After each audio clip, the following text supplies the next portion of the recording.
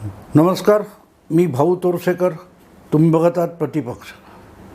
मित्रांनो, गेल्या 2-3 दिवसांपासून किंवा दिवाळीच्या आसपास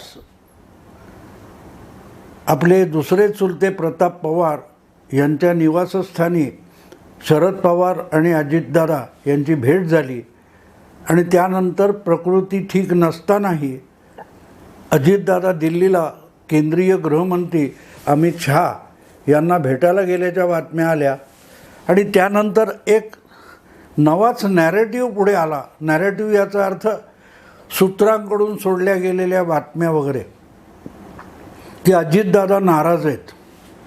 आणि नाराज कशासाठी आहेत तर अजितदादा नाराज नसून त्यांच्याबरोबर राष्ट्रवादीतून बाहेर पडत महायुतीमध्ये सहभागी झालेल्या आमदारांमध्ये नाराजी आहे.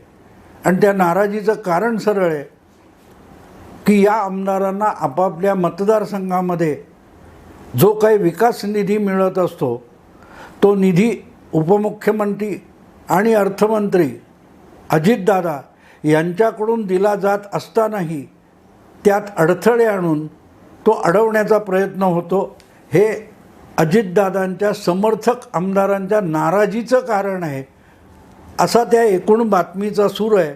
आणि हळूहळू करत ह्या बातम्या स्प्रेड व्हायला लागल्यात, दिवाळीच्या दरम्यान स्प्रेड व्हायला लागल्यात. अजितदादा अमित शहांना का भेटले तर त्यामागे सुद्धा याच नाराजीचं काहीतरी कारण आहे असं सांगितलं जात होतं. पण दुसरीकडे एक गोष्ट, गेले 4 महिन्यापासून भारतीय जनता पक्षामध्ये सुद्धा एक प्रकारचा नाराजीचा सूर अगदी थेट ऐकायला सुद्धा मिळतो आहे. भाजपचे कार्यकर्ते म्हणता येणार नाही, पण भाजपसाठी समर्थन असलेले, भाजपसाठी सातत्याने मतदान करणारे किंवा भाजपविषयी आस्था असलेल्या बऱ्याच लोकांमध्ये अजितदादांना मुळात आणायची काय गरज होती फोडून, हा प्रश्न विचारला जात होता. म्हणजेच अजितदादा हे महायुतीत आल्याबद्दल भाजपमध्ये सुद्धा सगळ्यात मोठी नाराजी आहे हे सांगावंच लागेल. कारण मी तुम्हाला माहिती आहे की आजकाल गेल्या 4-5 महिन्यामध्ये सुशील कुलकर्णी असेल, प्रभाकर सूर्यवंशी असेल, अश्विन अघोर असेल, मी स्वतः, आमचे काही कार्यक्रम झालेले आहेत. आणि या कार्यक्रमाच्या ठिकाणी जाणीवपूर्वक भेटलेले लोक आणि समोरच्या श्रोत्यांमधून हा प्रश्न विचारला गेला आणि जणू काय आम्हीच त्या फाटाफुटीला जबाबदार आहोत अशा थाटामध्ये आम्हाला हा प्रश्न विचारला गेला की अजितदादांना आणायची काय गरज होती. तर पहिली गोष्ट म्हणजे हे सगळे काय राजकारणातली उलथापालथ चालू असते ती आमच्यासारखे यूट्यूबर्स किंवा पत्रकार घडवत नसतात. आम्ही त्याच्या बातम्या देत असतो, त्याविषयी अधिक स्पष्टीकरण करून सांगण्याचा प्रयत्न करत असतो, पण आम्ही त्यात सहभागी नसतो किंवा अगदी यासंबंधीचे सल्लेसुद्धा आम्ही देत नाही. अशा पार्श्वभूमीवर जेव्हा हा प्रश्न गेल्या 6 महिन्यात आम्हालाही 4 महिन्यात वारंवार विचारला गेला, ती बाब लक्षात घेतली तर जर अजितदादांचे समर्थक आमदार नाराज असतील तर मग भाजपच्या कार्यकर्ते आणि भाजपच्या आमदारातल्या नाराजीचं काय? कारण सरळ आहे की अजितदादा अचानक 2 जुलैला उठले आणि 40 आमदारांसकट राजभवनवर पोचले. त्यांचा उपमुख्यमंत्री म्हणून शपथविधी झाला आणि त्यांच्याबरोबर आणखीन 8 काहीतरी आमदारांना मंत्री पद म्हणून शपथ देण्यात आली. या पार्श्वभूमीवर सगळ्यात मोठी नाराजी कुठे असेल तर ती आधीपासून सत्तेत असलेल्या युतीच्या आमदारांमध्ये आहे, ज्याच्यामध्ये एकनाथ शिंदे गटाचे जवळजवळ 35 आमदार असतील आणि भाजपच्या जवळजवळ 90-95 आमदारांचा समावेश होतो. भाजपकडे शिंदे आणि एकनाथ, आपलं शिंदे आणि अजितदादा यांच्या बेरजेच्याही दुप्पट आमदार आहेत, तरी त्यांच्या नाराजीचा कोणाला फिकीर नाही आहे. आणि अजितदादांचे आमदार नाराज होणार असतील तर मग राजकारणाचा वेगळा विचार करायला लागतो. मी अर्थात या नाराजीबद्दल फारसं गंभीरपणे घेत नाही. याचं कारण एक भाजपचे कार्यकर्ते नाराज असल्याचं मला थेट माहिती आहे. पण बाकीच्या ज्या बातम्या मराठी माध्यमात येतात त्या नॅरेटिव्हमधून येत असल्यामुळे त्यातल्या नाराजीबद्दल मी फारसं बोलणार नाही, कारण माझा असल्या बातम्यांवर विश्वास नाही. अनेकदा पुढ्या सोडल्या जातात, जाणीवपूर्वक काही एक बेबनाव निर्माण व्हावा यासाठी कोलीत हातात दिल्यासारख्या या बातम्या सोडल्या जातात. त्यामुळे अजितदादांचे आमदार नाराज आहेत ही जी काही चर्चा आहे हा मला नॅरेटिव्ह वाटतो. पण मला एक हा विषय करण्याचं कारण असं मित्रांनो, की मी ज्या काही 3-4 पत्रकारांना छेडण्याचा प्रयत्न केला, मंत्रालयात वगैरे फिरणारे, पुढाऱ्यांना भेटणारे, त्यापैकी एकाकडून मला धक्कादायक माहिती अशी मिळाली की दादा गटाचे म्हणजे राष्ट्रवादीच्या अजितदादा गटाचे जे आमदार महायुतीत आलेले आहेत त्यांच्यामध्ये फारशी नाराजी नाही आहे. पण ती नाराजी आहे असं खुद्द अजितदादांच्याच गोटातून जाणीवपूर्वक नॅरेटिव्ह म्हणून पुढे आणली जाणारी बातमी आहे. खरी किती खोटी किती माहीत नाही, पण मला एका पत्रकाराकडूनच ही माहिती कळली की खुद्द अजितदादा किंवा त्यांचे निकटवर्तीय या प्रकारचा एक नॅरेटिव्ह मुद्दाम पुढे करतायत. आणि मग विचार करायला लागतो की समजा हे खरं आहे की खोटं बाजूला ठेवा, पण यामध्ये तथ्य आहे. खुद्द अजितदादाच आपण नाराज आहोत असं दाखवण्याचा प्रयत्न करत असतील तर मग त्यांच्या नाराजीची कारणं शोधावी लागतात. आमदार नसतील पण अजितदादा नाराज असतील तर त्याचं दिसणारं असं एक कारण आहे की मध्यंतरी तुम्हाला माहिती आहे की अजितदादा हे उपमुख्यमंत्री आहेत, तसंच त्यांच्याकडे देवेंद्र फडणवीसांनी आधीपासून आपल्याकडे असलेलं अर्थ खातं त्यांना सोपवलेलं आहे. पाठोपाठ 1-1.5 महिन्यामध्ये पुण्याचं पालकमंत्रीपद जे भाजपचे माजी प्रदेशाध्यक्ष आणि आता मंत्री आहेत चंद्रकांतदादा पाटील यांच्याकडून पालकमंत्रीपद पुण्याचं काढून घेतलं गेलं आणि ते अजितदादांना दिलं गेलं. आता अवघ्या मला वाटतं की ती जुलै, ऑगस्ट, सप्टेंबर, ऑक्टोबर म्हणजे 4 महिन्यामध्ये एवढ्या 2 मोठ्या गोष्टी भाजपने आपल्याकडे असलेल्या अजितदादांना सोपवल्या किंवा अजितदादा गटाकडे सोपवल्या. आणि त्यानंतरसुद्धा अजितदादा नाराज असतील किंवा त्यांच्या गटातले आमदार नाराज असतील तर मग या सगळ्या घटनाक्रमाचा वेगळा विचार करावा लागतो. मला माहीत नाही मी यात किती तथ्य आहे याची कुठलीही गॅरंटी देत नाही, पण एक पत्रकार जेव्हा पुढाऱ्यांमध्ये वावरणारा सांगतो की हा नॅरेटिव्ह खुद्द अजितदादा स्प्रेड करतायत, तेव्हा मग एक गोष्ट सांगावीशी वाटते की अजितदादा हे काकांच्या इतके मुरब्बी राजकारणी नाहीत.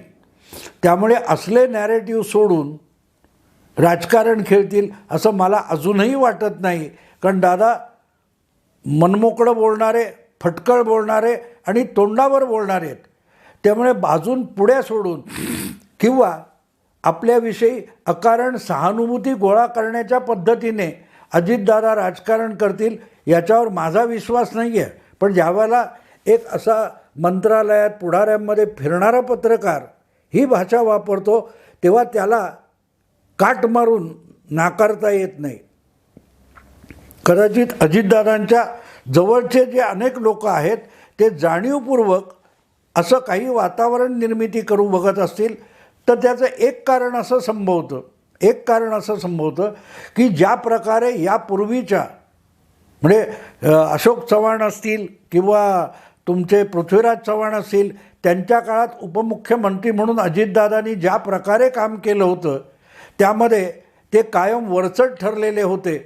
मुख्यमंत्री कोणी असेल तरी आपली मनमानी करण्याची अजितदादांची स्टाईल होती. आणि उद्धव ठाकरेंच्या बाबतीत काय बोलायचं, उद्धव ठाकरे नामधारी मुख्यमंत्री होते आणि प्रत्यक्ष सगळं सरकार, सगळं प्रशासन अजितदादांच्या इशाऱ्यावर चालत होतं हे बिलकुल लपून राहिलं नाही. खुद्द शरद पवारांनासुद्धा आपल्या आत्मचरित्रात लिहावं लागलं की आम्ही ज्याला मुख्यमंत्री केलं तो 2.5 वर्षात 2 दिवससुद्धा मंत्रालयाकडे फिरकला नाही. किंवा अशा परिस्थितीत जो उपमुख्यमंत्री असलो तरी आपले अधिकार हे मुख्यमंत्र्यापेक्षा अधिक आहेत अशा स्टाईलने जे अजितदादा काम करतात त्यांना एक उपमुख्यमंत्री आणि एक मुख्यमंत्री आपल्यासोबत आहेत आणि ते ज्येष्ठतेने वागतात, अशी जेव्हा परिस्थिती असते तेव्हा अजितदादा नाराज असणं स्वाभाविक वाटायला लागतं. आता आपण दुसऱ्या बाजूने बघू की पहिली गोष्ट म्हणजे या सगळ्यामध्ये वेगवेगळे राजकीय डावपेच आहेत म्हणून अजितदादांना महायुतीमध्ये आणलं गेलं, राष्ट्रवादी काँग्रेस फोडली गेली, ही वस्तुस्थिती आहे. पण ज्या वेळेला अशी फाटाफूट घडवून आणली जाते तेव्हा दोन्ही गटांना एकमेकांची गरज असते, हे सुद्धा विसरता कामा नये. समजा अजितदादा आले नसते तर महायुतीचं काही फारसं बिघडणार नव्हतं. त्यांच्याकडे निर्विवाद बहुमत होतं. पुढे जवळजवळ 155-160पर्यंत आमदार होते. तेव्हा अजितदादा आजसुद्धा शरद पवारांच्या नेतृत्वाखाली महाविकास आघाडीमध्ये राहिले असते तरी सत्तेत बसलेल्या शिंदे फडणवीस सरकारचं काहीही बिघडलं नसतं. पण तरीही वेगळ्या राजकारणासाठी म्हणजे आगामी निवडणुका, त्यामध्ये बारामती हा मतदारसंघ लक्ष्य करणं, या सगळ्या कारणासाठी अजितदादांना फोडणं हे भाजपसाठी आवश्यक होतं आणि ते केलं गेलं असं माझं मत आहे. तेव्हा ती गरज जितकी भाजपची आहे तितकीच अजितदादांची नव्हती का? अजितदादांनी आपल्या काकांना टांग मारून त्यांचा पक्ष सगळा बळकावून जी काय भाजपला साथ दिलेली आहे ते भाजपवर उपकार केलेत असं अजितदादांना वाटत असेल तर मात्र अजितदादांच्या राजकीय महत्त्वाकांक्षेवर प्रश्नचिन्ह लावावं लागेल. आणि त्याचं कारण असं आहे की यामध्ये तुमच्या दुपटीपेक्षा अधिक आमदार भाजपकडे असून भाजप जर 9 मंत्र्यांवर खुश असेल किंवा आपल्या आमदारांना आवरू शकत असेल तर त्यांच्या निम्म्यापेक्षा कमी आमदार असलेल्या आपल्या गटाच्या आमदारांना अजितदादांना आवरता आलं पाहिजे. आणि ते आवरता येणार नसेल तर मग अजितदादांना राजकारणात कुठलंही भवितव्य नाही असंच म्हणावं लागेल. अगदी स्पष्ट सांगतो, असंच म्हणावं लागेल. किंवा त्यांच्या महत्त्वाकांक्षा आधी माझी किंमत मोजा मग पुढचं राजकारण बघू अशी असेल तरी मग अजितदादांना राजकारणात भवितव्य नाही हे उघडपणे आणि ठामपणे सांगावं लागेल. कारण जर ते महाविकास आघाडीत राहिले असते तर विधानसभा निवडणुका पुढच्या होतील, त्यानंतरच काहीतरी मंत्रिपद किंवा सत्ता वगैरे हे बघता आलं असतं. पण तुम्हाला कारण नसताना, तुमच्या संख्येची गरज नसताना भाजप जेव्हा सोबत घेतो आणि त्यासाठी भाजप आपल्या आमदारांना गप्प करून तुम्हाला मंत्रिपद देतो तेव्हा तुम्हाला काही गोष्टी समजून घ्याव्या लागतील. एकनाथ शिंदे असोत किंवा देवेंद्र फडणवीस असोत, त्या दोघांनी मंत्रिपदाची शपथ घेऊन जवळजवळ वर्षभर सरकार चालवलं. तेव्हा त्या दोन्ही पक्षातले अनेक आमदार आपल्याला आज ना उद्या मंत्रिपदाची लॉटरी लागणार म्हणून प्रतीक्षा करत होते. आणि वर्ष पूर्ण होता होता त्यांच्यापैकी दोन्हीकडच्या 4-5 काय असतील त्या लोकांना मंत्रिपदावर वर्णी लागण्याच्या ऐवजी त्यांच्यासाठी जी पंगत वाढलेली आहे असं वाटत होतं, त्या पंक्तीवर येऊन अजितदादा गटाचे 9 आमदार बसलेले आहेत. म्हणजे त्यांच्या एकनाथ शिंदे गटातले असोत किंवा भाजप गटातले असोत, त्या आमदारांच्या तोंडचा घास काढून अजितदादांच्या 9 आमदारांना भरवण्यात आलेला आहे. आणि त्या पलीकडे तुम्ही नाराज असाल तर मग यापेक्षा अधिक किंमत भाजप देईल असं वाटत नाही. आणि भाजपच कशाला, एकनाथ शिंदे पण त्यासाठी राजी होणार नाहीत. पण आणखीन एक गोष्ट इथे लक्षात घ्यावी लागेल की आपल्याकडे 40 आमदार आहेत आणि आपण कसं अमुक होणार तमुक होणार या भ्रमात जर अजितदादा असतील किंवा त्यांच्याबरोबर आलेले आमदार भ्रमात असतील तर त्यांनी एक लक्षात ठेवावं की आजसुद्धा सुप्रीम कोर्टामध्ये आणि निवडणूक आयोगासमोर तुम्हाला एक पक्ष म्हणून आणि तुमच्या विभाजनाला कायदेशीर म्हणून मान्यता मिळालेली नाही. त्यामुळे अजितदादांबरोबर आलेले जे कोणी आमदार आहेत त्यांनी आपल्याला विकास निधी पाहिजे किंवा योजना पाहिजेत म्हणून नाराज असताना आपली आमदारकी टिकली आहे ती कशाच्या आधारावर टिकली आहे याकडे कानाडोळा करून चालणार नाही.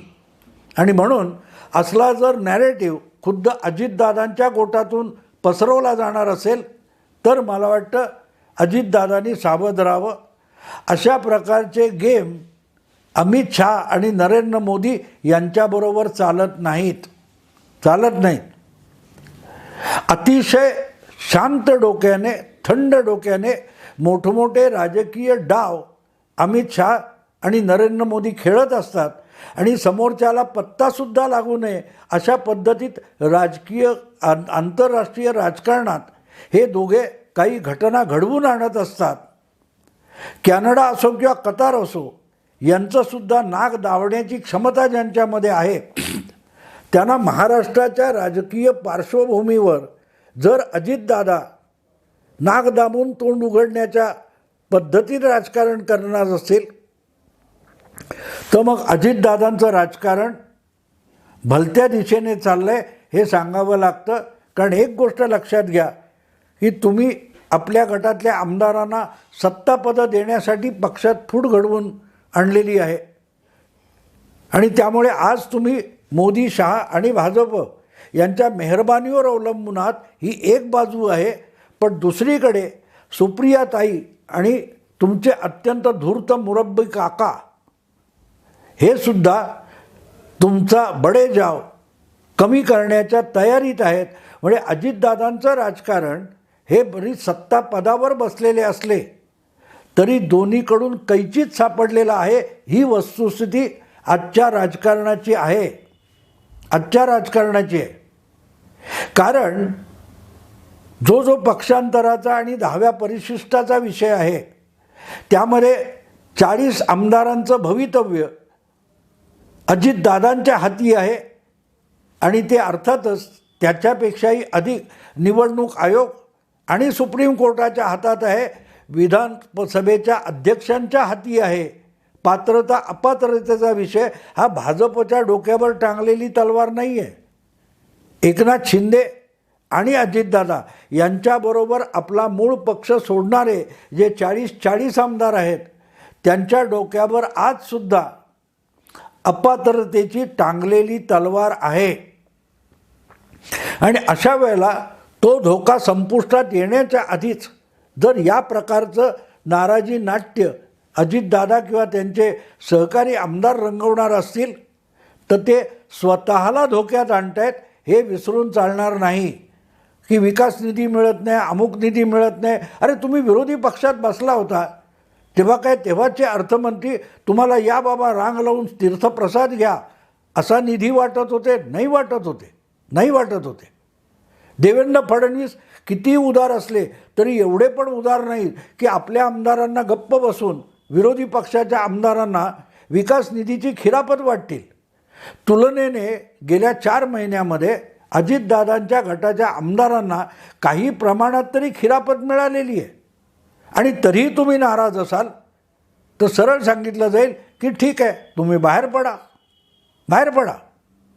आणि बाहेर पडलात तर तुम्हाला तुमचे काका आणि तुमच्या चुलत भगिनी तितक्याच सन्मानाने परत सोबत घेतील का याचाही विचार केला पाहिजे. आणि म्हणून मी अजितदादांनी न मागितलेला सल्ला त्यांना देईन की खरोखरच तुमचे आमदार इतके नाराज असतील तर त्या उपमुख्यमंत्री पदावर लाथ मारा आणि व्हा बाजूला. मग कळेल. त्या हिंदी सिनेमामध्ये घरातून रागाने निघून गेलेला मुलगा किंवा मुलगी असते त्याच्याविषयी बोलताना तो बाप किंवा आई काय म्हणतात? जाने लो 4 दिन में अटेल दाल का भाव समझ में आएगा वापस आ जाएगा. सुप्रियाताई किंवा शरद पवार अशा वेळेची किंवा अशा घटनेच्या प्रतीक्षेत आहेत हे विसरू नका. कारण आपल्या विधानसभेच्या अध्यक्षांपासून निवडणूक आयोग आणि सुप्रीम कोर्टापर्यंत अजितदादांच्या गटाचे जे आमदार आहेत त्यांच्या डोक्यावर आपल्या आमदारकीची टांगलेली तलवार आहे. विकास वगैरे निधी सगळं पाहिजे, तो परत एकदा निवडून येण्यासाठी पाहिजे, ही वस्तुस्थिती आहे. पण जर अपात्र ठरवलं गेलं आणि पुढची 6 वर्ष निवडणूकच लढवायची नाही अशा स्वरूपाचा निकाल आला, तर मग अजितदादा यांच्या गटातल्या आमदारांचं भवितव्य काय असेल? आणि हेच जर आमदार अजितदादांवर विसंबून इकडे आलेत, त्या आमदारांचा विश्वासघात झाला अशी जर धारणा पसरली तर ते तर अजितदादांपासून दुरावतील, पण नवे लोकसुद्धा अजितदादांच्या शब्दावर विसंबून कुठलाही राजकीय डाव किंवा जुगार खेळणार नाहीत. आणि म्हणून मला असं वाटतं हे जे काय अजितदादांची नाराजी आहे, अजितदादा नाराज आहेत, हे फार व्हायला लागले. आणि तो जो रिपोर्टर जो पत्रकार ज्याने मला सांगितलं की हे अजितदादांच्याच गोटातून असल्या बातम्या सोडल्या आणि पाठवल्या जातात त्या खऱ्या असतील, तर मग अजितदादा हे फार मोठा घातक आणि आत्मघातक डाव खेळत आहेत, हे मान्य करावं लागेल. मला वाटत नाही की अजितदादा हे करत आहेत. त्यांचे निकटवर्ती अतिउत्साही अनेक गोष्टी करत असतात. असे संजय राऊत किंवा विनायक राऊत किंवा अनिल परब सगळ्या पक्षात असतात, तसे अजितदादांच्याही गोटात असतील. तर अशा लोकांना वेळच्या वेळी जर अजितदादांनी आवर घातली नाही तर मला वाटत नाही की त्यांचं कधीतरी मुख्यमंत्री होण्याचं स्वप्नसुद्धा कायमचं अपुरं राहण्याचा धोका आहे. जसे काका गेली 30-35 वर्ष भावी पंतप्रधान राहिलेले आहेत, तसे अजितदादांना पुढची 20-25 वर्ष भावी मुख्यमंत्री म्हणून फलकावर झळकावं लागेल. पण मुख्यमंत्रीपदाची शपथ घेण्याचा प्रसंग जवळपास येणार नाही.